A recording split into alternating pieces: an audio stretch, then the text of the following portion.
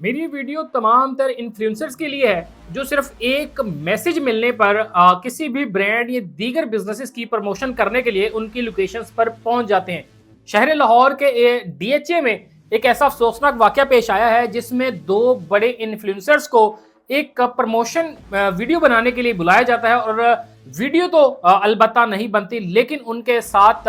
वो लोग ज्यादती कर देते हैं। तमाम तर माजरा है क्या, और इस तमाम तर केस को दो मकबूल तरीन इन्फ्लुएंसर्स और टिकटॉक लाइव करने वाली लड़कियों के साथ मिलाया जा रहा है। क्या दरअसल ये वही लड़कियां हैं जो कि जिनकी तस्वीर इस वक्त सोशल मीडिया पे गर्दिश कर रही हैं? तमाम तर तफसीलात आज की इस वीडियो में मैं आपको बताऊंगा। जी नाजरीन, ये लाहौर के डीएचए का इलाका है और एयर एवेन्यू फ्लैट नंबर 11 और फ्लोर नंबर 3 ये जगह है। यहाँ पर दो लड़कियों को बुलाया जाता है जिनके नाम जो है वो हम प्राइवेसी की वजह से अभी रिवेल नहीं कर रहे, और इन खवातीन को इंस्टाग्राम के थ्रू एक मैसेज किया जाता है जो कि किया जाता है जुहेब नामी एक शख्स ने, जो कि इनको मैसेज करता है कि हमने आपसे प्रमोशनल वीडियोस बनवानी है और हम अपने ब्रांड या अपने बिजनेस की प्रमोशन करवाना चाहते हैं, लिहाजा आप हमें मिलें ताकि ये कोलैबोरेशन की जाए और हम आपको मुआवजा भी दें। इसके बाद ये दो लड़कियां